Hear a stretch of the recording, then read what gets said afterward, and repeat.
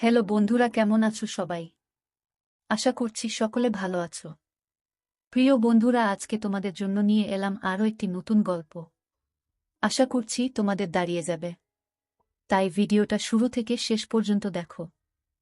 ছোট কাকি বৌদিকে খুঁজতে গুদাম ঘরে চলে এসেছে। আমি বৌদির সাথে আছি। কাঠের ফাঁক দিয়ে দেখতে পেলাম ছোট কাকি এদিক ওদিক বৌদিকে খুঁজল। তারপর বৌদিকে না দেখে বেরিয়ে গেল। ছোট কাকির পায়ের আওয়াজ মিলিয়ে গেল। বৌদি বলল, দেখেছ ঠাকুরপো, আর একটু হলে ধরা পড়ে গেছিলাম। ধরা পড়লে কি কেলেঙ্কারি হতো বুঝতে পারছ? সত্যি বলতে আমিও ভীষণ ভয় পেয়ে গেছিলাম। কিন্তু বৌদিকে অভয় দিয়ে বললাম, কি যে বল না বৌদি, যে জায়গায় আমরা দুজন আছি, কাকিমা কেন, কাকিমার বাপ আসলেও আমাদের কখনো খুঁজে পেত না। এখন তুমি তাড়াতাড়ি বাড়ি ফিরে যাও, আমি কিছুক্ষণ পরে আসছি। বৌদি কাপড় আর চুল ঠিক করে গুদাম ঘর থেকে বেরিয়ে গেল। বৌদির চলে যাওয়ার পর গুদাম ঘরটা আরেকটু ভালো করে পর্যবেক্ষণ করলাম। রান্নার কাঠের পাশাপাশি অনেক পুরাতন জিনিস আছে এই গুদাম ঘরে। একটা ভাঙ্গা খাটও দেখতে পেলাম। গুদাম ঘরের এক কোণায় পড়ে আছে। খাটটা মাটিতে নামিয়ে কন্ডিশন দেখার চেষ্টা করলাম। খাটের কন্ডিশন ভালো না, তবে কাজ চালানোর মতো ঠিকঠাক আছে। আমি ঠিক করে ফেললাম এই গুদাম ঘরেই মাকে নিয়ে এসে মনের বাসনা মিটাব। আজ ছোট কাকির নাকের ডগায় বৌদিকে কাজ করে দিলাম, অথচ ছোট কাকি বুঝতেও পারল না। এর চাইতে নিরাপদ জায়গা আর হতে পারে না। এখন যেভাবেই হোক মামনিকে এখানে নিয়ে আসতে হবে। বৌদি যাবার 15 মিনিট পর আমি বাড়িতে ঢুকলাম। এই সময়টা বাড়ির সামনের লনে হাঁটাহাঁটি করলাম। তাড়াহুড়োয় মনের খায়েশ মিটল না। সকালে স্নানের সময় মাকে দেখার পর থেকে একটা ঘোরের মধ্যে ছিলাম। মা ছেলের স্বাভাবিক সম্পর্ক বারবার ভুলে যাচ্ছিলাম। পূজনীয় মাকে এক অপ্সরা নারী ছাড়া কিছুই চিন্তা করতে পারছিলাম না। নিজেকে থামাবার শত চেষ্টা যেন বিফল হয়ে যাচ্ছিল বারবার। আজ সকালে বড় কাকার কিছু অতিথি আসার কথা ছিল। সকাল পেরিয়ে দুপুর হলেও তাদের কোনো খবর নেই। দুপুরের শেষ দিকে মা আর নোলক দিদিকে পুকুর ঘাটে গোসল করতে দেখলাম। মা যখন পুকুর ঘাট থেকে উঠে এলো তখন আমি চিলেকোঠায় বসা। তাদের সম্পূর্ণ স্নান দেখে মনের মধ্যে তীব্র বাসনা জাগতে থাকে। রাতে সবার সাথে খেতে বসলাম। আমাদের খাওয়া মাঝামাঝি হলে শুনতে পাই কিছু অতিথি এসেছে। বড় কাকার যে বিজনেস পার্টনারদের আজ সকালে দেখা করার কথা ছিল, এরা হলেন তারা। এনারা সকালে এসে পৌঁছাতে পারেননি কারণ রাস্তায় নাকি গাড়ি খারাপ হয়ে যায়। সেটা ঠিক করে রওনা দিতে একটু দেরি হয়ে যায়, ফলে তারা গাজীপুরের জ্যামে আটকা পড়ে। কিন্তু অসময়ে আসায় বড় কাকা তাদের সাথে এখন বৈঠক করতে পারবেন না। তাদের জন্য আজ রাতে থাকা খাওয়ার ব্যবস্থা করতে বললেন। কাজ হবে সকালে। অনাকাঙ্ক্ষিত এই অতিথিদের থাকার ব্যবস্থা করতে গিয়ে একটা ঘর কম পড়ে গেল। ঠিক হলো আজ রাতের জন্য আমি অন্য কোনো ঘরে ঘুমাব। আমি মনে মনে মামনি বা বৌদির সাথে ঘুমানোর প্রার্থনা করতে থাকলাম। কিন্তু শুনতে পাই মা আর আমাকে এক ঘরে থাকতে হবে। খাওয়া শেষ করে রাত কাঁচা থাকতে আমি ঘরে চলে গেলাম। নিজেকে স্বাভাবিক রাখার চেষ্টা করছিলাম। কোনোভাবেই নিজের ভেতর ওসব জাগতে দিতে চাচ্ছিলাম না। মায়ের সাথে আগে অনেক থেকেছি, ঘুমিয়েছি অনেক রাত। তবে আজ রাতের ব্যাপার আলাদা। জ্বরের রাতের পর থেকে কিছু একটা বদলে গেছে আমার ভেতরে। স্বাভাবিক সম্পর্ক চিন্তা করতে পারছি না কেন যেন। মা হাতের কাজ শেষ করে ঘণ্টা খানেক পর ঘরে আসল। আমি মোবাইল ঘাঁটছিলাম। মা এসে কাপড় নিয়ে বাথরুমে চলে গেল। কিছুক্ষণ পর একটা নতুন শাড়ি পরে বের হল। মায়ের রূপ দেখে আমার নিজের উপর নিয়ন্ত্রণ রাখা আরও কঠিন হয়ে পড়ে। নিজের ভেতরের এক পাশবিক পুরুষ সত্তা জেগে উঠতে থাকে। সে সত্তা মায়ের রূপের মধু আমার চোখ দিয়ে নিংড়ে নিতে থাকে। সন্তান সত্তা আর পুরুষ সত্তার ভেতর এক যুদ্ধ চলতে থাকে। আমার হাতে মোবাইল দেখে মা বলল, রাত জেগে আর মোবাইলে ঘাঁটিস না, ঘুমিয়ে পড়ো। নতুন শাড়িতে মাকে অসম্ভব সুন্দরী লাগছিল। কিন্তু এ সময়ে শাড়ি বদলানোর কারণ বুঝতে না পেরে মাকে প্রশ্ন করি, এ সময় শাড়ি বদলাতে গেলে যে? আর বলিস না, তোর বড় কাকি থালা বাসন ধুতে গিয়ে শাড়িতে তরকারি ফেলে দিল। ওই শাড়ি তো আর পরে থাকতে পারি না। এই শাড়িতে তোমাকে অনেক সুন্দর লাগছে মা। ওমা, তাই নাকি? এটা তো অনেক পুরাতন শাড়ি। শাড়িটা কে পরেছে দেখতে হবে না? আমার মা তো বিশ্বের সেরা সুন্দরী। তোমাকে সব কাপড়েই সুন্দর লাগে। মা পাশে এসে বসল। আজ হঠাৎ মাকে এত সুন্দরী লাগছে কেন? কোনো মতলব আছে নাকি? মতলব আছে, এবং সেটা খুব ঘৃণিত। আমি পেটের কথা পেটে রেখে বললাম, কি মতলব থাকতে পারে তুমিই বলো। সেটা তুই ভালো জানিস বাপু। দেখি আমাকে শুতে দে। সারাদিন হাড়ভাঙ্গা খাটুনি গেছে। হ্যাঁ, সে তো হবেই। বাড়িতে যতজন লোক সবার জন্য রান্নার কাজ করতেই তো বেলা শেষ হয়ে যায়। চাকরের কি দরকার? নিজেরাই তো সব কাজ নিতে পারি। হ্যাঁ, তাই তো। বউগুলোকে বিনে পয়সায় চাকরের মতো খাটাতে পারলে তো কাকাদের লাভই। তুই কাকাদের উপর খেপলি কেন রে? খেপলাম কোথায়? তোমার পা টিপে দেব মা? ওমা, আমার ছেলের সুমতি হলো দেখছি। এই তুই সত্যি করে মতলবটা বলতো। আহ মা, তুমি তখন থেকে কি মতলব মতলব শুরু করলে বলো তো? বলা নেই কওয়া নেই আমাকে সুন্দরী বলছিস, হুট করে আমার সেবা করতে চাচ্ছিস। ব্যাপারটা কি? ব্যাপার কিছু না। আমি জ্বরে পড়লে তুমি সেবা করেছিলে, সেখানে তোমার কি মতলব ছিল বলো শুনি? ওমা, মতলব থাকবে কেন? তুই আমার ছেলে, তোর অসুখে সেবা করব না আমি? তুই ছাড়া আমার আর আপন কে আছে? আমিও তো তাই বলছি। তুমি ছাড়া আমার আর আপন কে আছে? তোমাকে যে অসম্ভব ভালোবাসি। মা ইমোশনাল হয়ে পড়ে আমার কথা শুনে আমাকে ধরে কাঁদতে শুরু করে। মায়ের ছোঁয়া পেয়ে এ সময় পরাজিত হয় আমার সন্তান সত্তা। তখন আমি এক অন্য আমি হয়ে যাই। তীব্র লালসায় মাকে ধরি।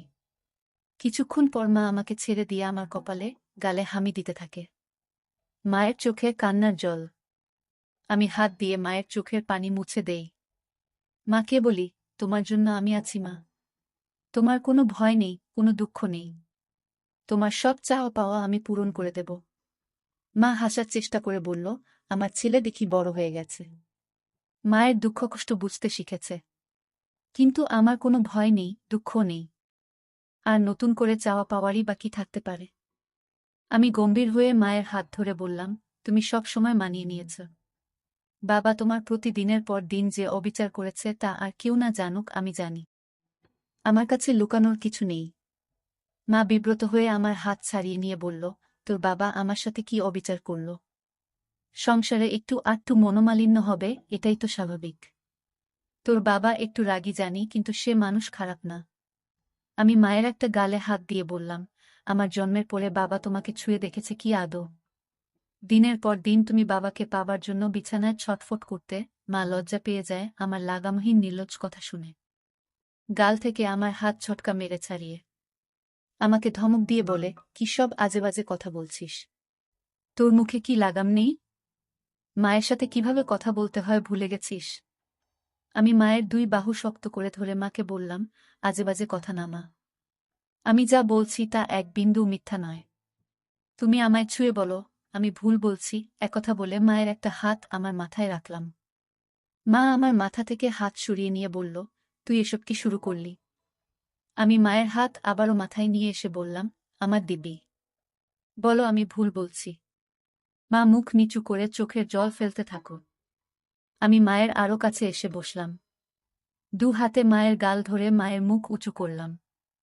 মায়ের চোখের জল আঙ্গুল দিয়ে মুছে দিয়ে মায়ের কপালে হামি দিলাম। মায়ের কপালে আমার কপাল ঠেকিয়ে বললাম, আমি আর তোমার ছোট হিমেল নেই মা।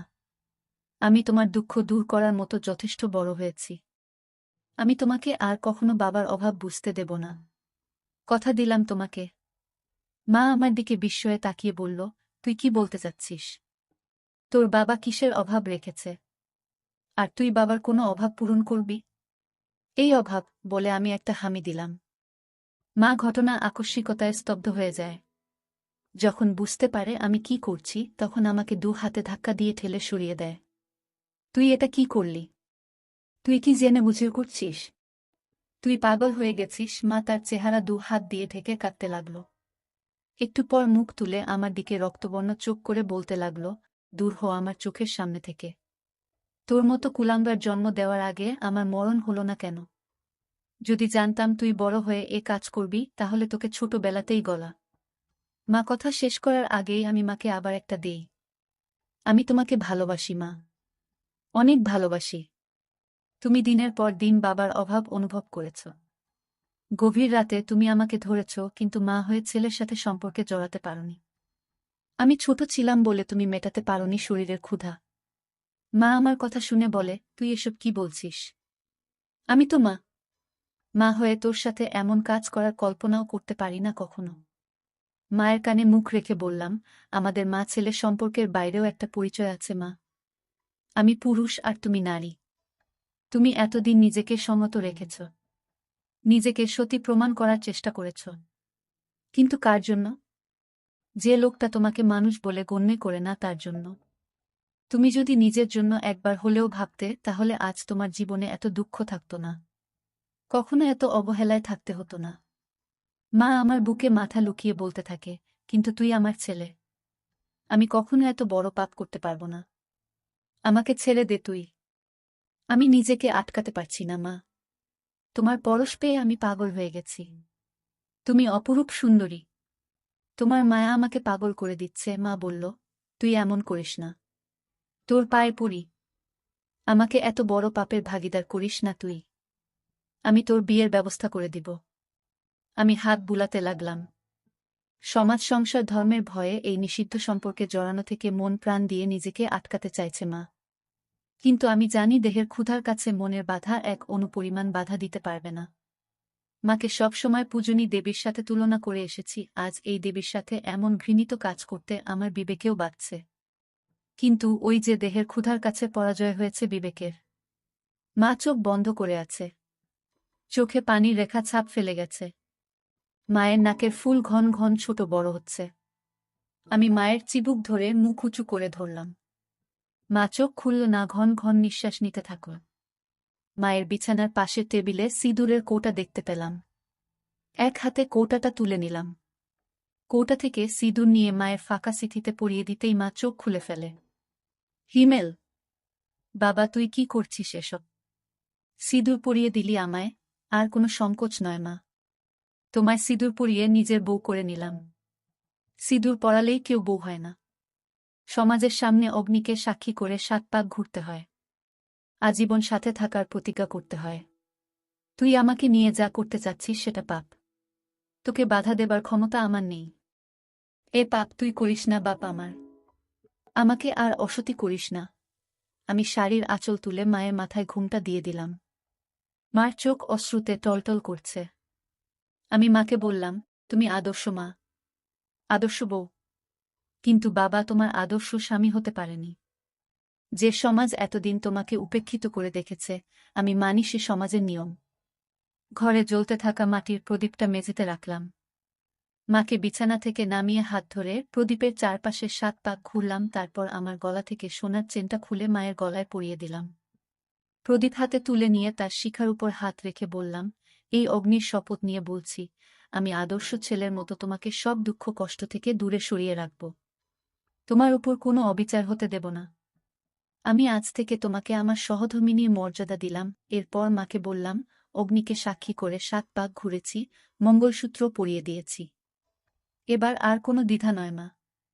শাস্ত্রমতে তুমি আজ থেকে আমার বিয়ে করা বউ। মায়ের চোখ বেয়ে জল গড়ে পড়তে থাকল। নিজের বিবেকের সাথে মা এখনো সন্ধি করতে পারছে না। আবার ভালোবাসার কাঙ্গালিনী মায়ের প্রতি আমার ভালোবাসাকে ফেলেও দিতে পারছে না। তারপর আমাদের মাঝে শুরু হলো আদিম যুদ্ধ। চেয়ে দেখি মায়ের চেহারায় পরিতৃপ্তির ছাপ। আমি মাকে জিজ্ঞাসা করলাম, কেমন লাগলো মা? মা আমার দিকে ক্ষণিক তাকিয়ে মুখ ঘুরিয়ে নেই। মা মুখ ঘুরিয়ে ফুপিয়ে কেঁদে ওঠে। তারপর আমি কি করলাম? হায় ভগবান! আমার সর্বনাশ হয়ে গেল। নিজের পেটের ছেলের কাছে ক্ষণিকের সুখের জন্য নিজেকে বেচে দিলাম। ভগবান, আমাকে ক্ষমা করো বলে আমার দিকে পিঠ ফিরে কাঁদতে থাকে।